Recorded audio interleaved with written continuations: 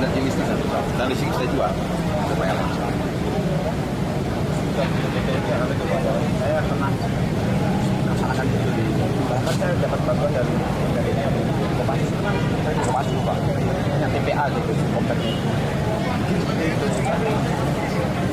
Enggak gitu ya, enggak bau ya? Oh, nggak berfungsi. Nggak berfungsi. Oh, nggak tahu. Berubah.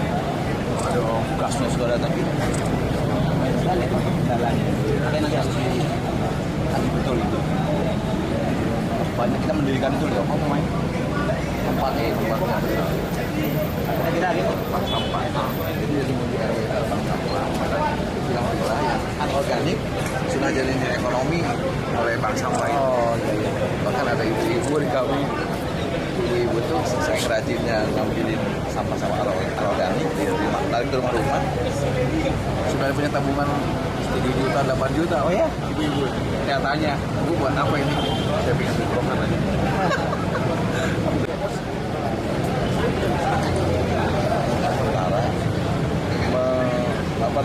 Menyalakan masyarakat dari mindset masyarakat, juga kita terus memberikan tadi kolaborasi dengan sebuah unsur.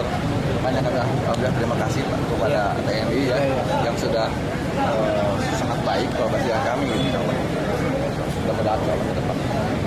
Kira harusnya 10-20 tahun harus sudah mindset sudah berubah.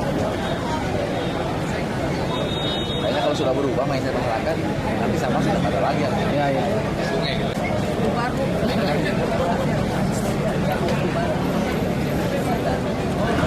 Jadi sebelum kita melaksanakan nanti puncak acara tanggal 15 Desember, kita ada pra kegiatan melaksanakan sosial. Seperti pada pagi hari ini kita akan melaksanakan pembersihan di sepanjang sungai. Kita ada 20 titik ya. Kemudian juga kita akan melaksanakan operasi mikro sumbing, tanam massal, kaparan, bedah rumah dan lain sebagainya, donor darah dalam rangka acara Hari Juang Kartini. Intinya kita adalah membantu lah peserta rakyat yang ada di sekitar kita supaya beban-beban yang mereka tanggung agar ringankan.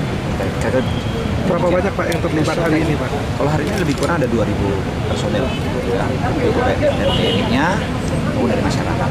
Dan tadi sudah disampaikan oleh Aster tadi ada 20 titik yang ada sepanjang kota Bandung ini. Ya, coba ya. Apalagi? Cukupin. Sendiri berapa banyak Pak? Kita barusan menyiapkan sekitar hampir 200 orang pasukan gober. Pasukan gober yang jadi alhamdulillah hari ini kita memang mendapatkan sebuah kolaborasi dari teman-teman TNI AD, kami dari Pangdam, alhamdulillah ya mendapat terima bangka kami bakti mereka kita. Ya mudah-mudahan saya kira hari ini menjadi sebuah motivasi pada masyarakat Kota Bandung untuk lebih mencintai lingkungannya melalui gerakan kerja bakti bersih. Itu harapan kami. Tapi Citarum Bestari itu kan udah berkelanjutan Pak. Kira-kira goalnya udah sampai mana tuh? Ya karena kalau Citarum Bestari ini memang merupakan sebuah kegiatan yang terpegang oleh lintas kota kabupaten, adanya oleh gubernur, oleh dari provinsi, maka ya kami berupaya bagaimana membersihkan atau Bestari ini untuk di sungai-sungai yang ada melintas di kota Bandung. Dan hari ini alhamdulillah ya Pak Pangdam, Komandan Pangdam memilih di kota Bandung hari ini alhamdulillah. Ini barangkali yang perlu saya apresiasi, alhamdulillah pada hari ini juga jadi sebuah hal untuk memotivasi warga kota Bandung. Tapi sampai saat ini Pak di bantaran-bantaran sungai sepertinya kesadaran masyarakat di kota Bandung masih minim Pak. Gimana Pak? Ya, yang namanya mindset pada masyarakat ya. Saya sangat meyakini bahwa insya Allah ke depan dengan asalkan kita terus kami Kota Bandung memberikan sosialisasi penjelasan kepada mereka, saya kira walaupun memang bukan hal yang sederhana berubah mindset itu, tapi saya yakin ya, yang sering waktu akan berubah mindset masyarakat, dan itulah sesungguhnya tujuan kita yang utama ya. Pas sejauh mana penegakan Perda K3 Pak? Penegakan Perda K3 untuk pelanggar Pak? Ya, K3 juga kami terus-terusan insya Allah. Ya kami penurunan K3 ini terutama di kecamatan. Jadi Pak Wali sekarang sudah untuk memudahkan itu, Pak Wali Kota sudah mendesentralisasikan ya kewenangan K3 itu, lingkungan itu kepala kecamatan. Ya artinya sekarang kepala camat, lurah sekarang sudah langsung ya, menegakkan K3 di kewilayahannya. Penindakannya sendiri Pak? Gimana? Penindakannya sendiri di mana Pak?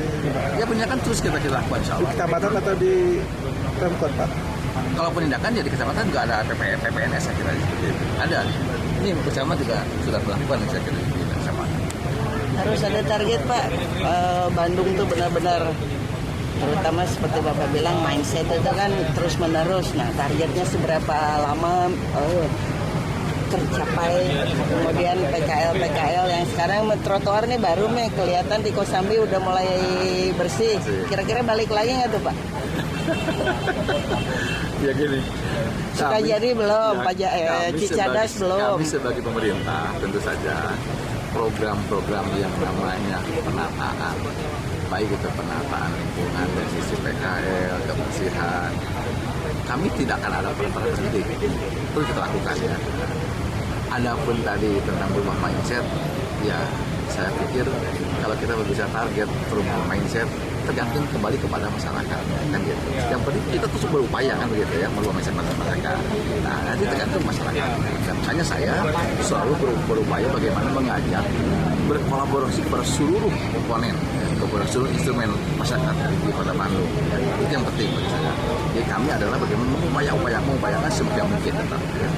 Ada hasil nanti saya kira terkait masyarakat tadi seperti itu ya, mudah-mudahan. Tapi saya yakin lah warga masyarakat Bandung sekarang kalau terus kita ingatkan, saya kira masa tidak mengubah sih saya kira. Ya. Nah terus tentang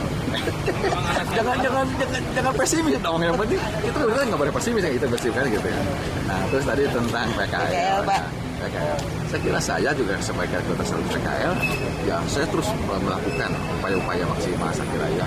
Nah, di antaranya ya kita sudah banyak melakukan titik-titik yang sudah kita bersihkan, ditata dengan baik. Nggak akan balik lagi itu Pak. Soal balik dan tidak balik lagi ini saya sudah menekankan nanti kepada penegak aturan di Kota Bandung yaitu Satpol PP. Saya kira itu yang kita terus kuatkan. Nah ini kita kan punya persoalan.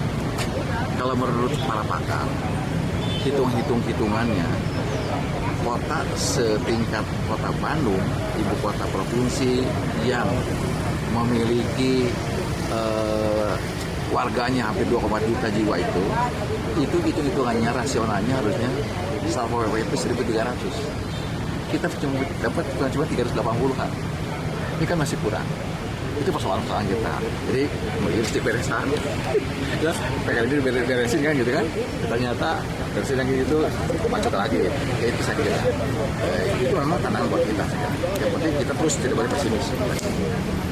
Kalau di situ saya optimis Pak. Kalau di situ saya optimis. Kenapa? Ya PKL sebentar tapi mindsetnya kalau PKL itu kan kebanyakan orang luar ya Pak ya. Soalnya kalau PKL itu yang paling penting itu leadernya gitu. Leadernya disintrek, nah baru ke bawahnya memudahkan Pemkot juga. Ya insya Allah yang penting kita tidak pesimis lah, kita terus bekerja. Memang PR-nya buat pemerintah seperti itu. Yang penting harus kesabaran itu. Nuhun Pak. Terima kasih. Kita ngirim kerja Pak.